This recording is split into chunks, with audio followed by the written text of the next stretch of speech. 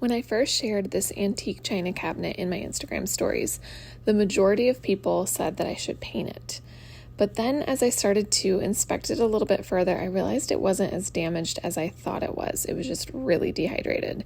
So I ended up deciding to try to strip and restore it, and then if it wasn't able to be restored, I would go ahead and paint it. So to get started, I used stripping gel to remove the finish and then acetone to clean up any areas that were being stubborn. And then I gave everything a good sanding. And then there was this trim along the front drawer that was missing in some areas. So I used mold putty to create a mold. This stuff is really awesome. And then I mixed together casting resin and poured it into the mold. And once it fully cured, I just popped it out and then I sanded it down until it fit perfectly into the section that was missing on the drawer. And then I used my favorite furniture painting kit to paint it kind of the brown mahogany, just so I could get that base color on there before I then started staining and using toner. And then up next was staining the whole piece. This is a trick I use for staining. You just put on a plastic glove and then put an old sock over top, and it just makes staining so much easier. So I'm using my favorite gel stain for this piece in brown mahogany. It is super beginner friendly and it kind of sits on top of the wood.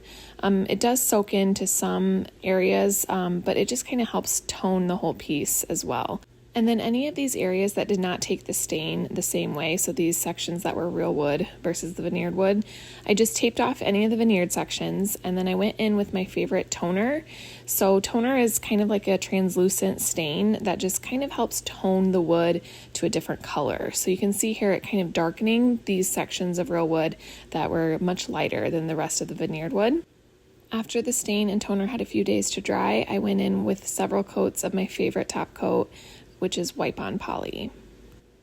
As for the hardware, I decided to keep the original, and I just used a little bit of Barkeeper's Friend with some water and gave it a good scrub and then rinsed it with water, and I just loved the patina that was left behind.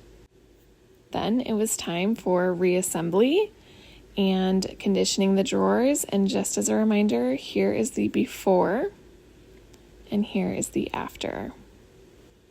I am so happy with how this piece turned out. I feel like it really came back to life, and that little bit deeper, darker color of stain and toner, I think kind of gave it a bit of a more modern look. If you want to learn how to flip furniture or how to do restorations like this, comment "teach me" and I'll send you more info.